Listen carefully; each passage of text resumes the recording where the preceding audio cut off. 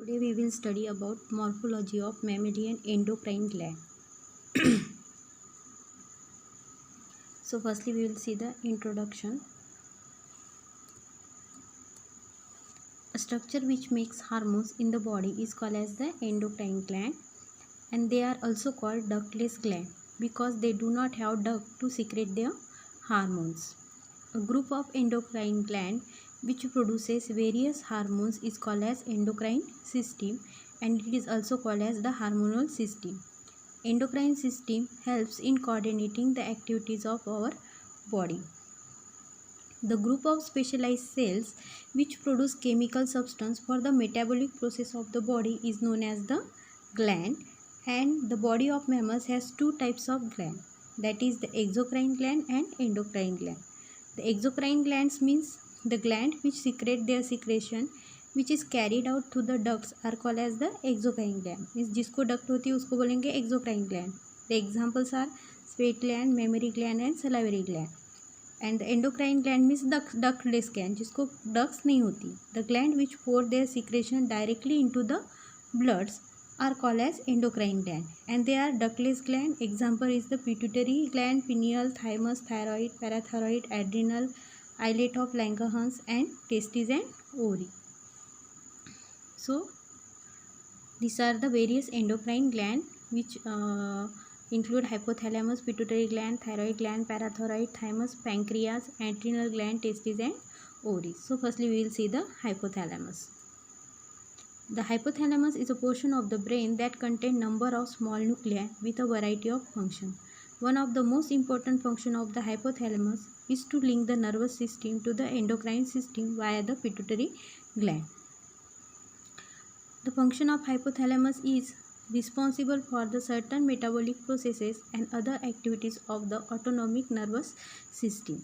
It is synthesize and secrete certain neurohormones, often called as releasing hormone or hypothalamic hormone, and these in turn stimulate or inhibit the secretion of pituitary hormones. The hypothalamus controls body temperature, hunger, fatigue and sleep. So this is the diagram of the pituitary gland. Now we will see about the pituitary gland. So pituitary gland or hypophysis is an endocrine gland about the size of pea and weighing about 0.5 gram in humans. So firstly we will see about the pituitary gland. So firstly we will see what is meant by the hormone. The hormones are the chemical released by the endocrine gland, and the secretion of endocrine gland are commonly called as the hormones, and depending on the biochemical categories, hormones are of two types, that is the steroid hormone, proteinous hormone and the phenolic hormone. The steroid hormones means the fat soluble hormones are called as the steroid hormone. An example is progesterone and testosterone. Proteinous hormone, they are proteinous in nature, insulin and prolactin. And pheromones, they are chemicals secreted by exocrine gland into the external environment. So pituitary gland is also called as the hypophysis. It is a small unpaired rounded body, and its size and shape is similar to that of pea, and weight is approximately 5 gram, as I told you. As it controls all the other gland of the body, it is also called as the master gland, and it is found at the base of brain, diencephalon, and it is connected to the brain by a stalk called as infundibulum. So you can see in this diagram. Okay, this is the diagram of the pituitary gland. The pituitary gland is composed of three lobes: anterior lobe, intermediate and posterior lobe. So in this diagram you can see the anterior lobe, posterior lobe and the anterior lobe, posterior lobe, the middle lobe. Okay, so intermediate lobe and posterior lobe which have different function. The anterior lobe is known as the adenohypophysis, and the posterior lobe is known as neurohypophysis, and it is attached permanently to the hypothalamus. Adenohypophysis, it is the largest part of the pituitary gland, and it is made up of three types of cell: peripheral basophil, central acidophil and scattered through the cell chromophils. The adenohypophysis of the pituitary gland is glandular in nature and secretes size different hormone called as the tropic hormones. Some of these the gonadotropic hormone, which is fall under the follicle stimulating hormone and luteinizing hormone. Adrenocorticotropic hormone, it is also called as ACTH.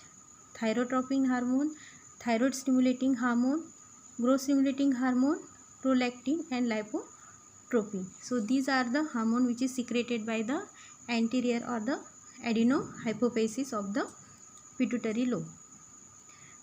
Now we will see the neurohypophysis, means the hormone which is secreted by the posterior lobe of the pituitary.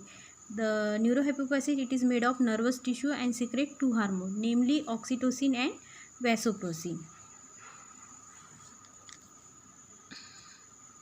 Now we will see the function of pituitary gland is the growth, and because it secretes the growth stimulating hormone, blood pressures, then some aspect of pregnancy and childbirth, including stimulation of uterine contraction during childbirth. Here the oxytocin hormone play the important role, which is secreted by the neurohypophysis. Breast milk production, and in breast milk production the prolactin hormone play the very important role. Sex organ function is both male and females. Here the follicle stimulating hormone play the important role. Thyroid gland functions, here the thyroid stimulating hormone play the important role.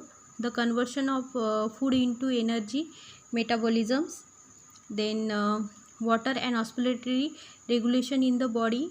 Here the vasopressin play the important role. Water balance by the control of reabsorption of water by the kidney, and temperature regulation and the pain relief. So these are all the function of the pituitary gland.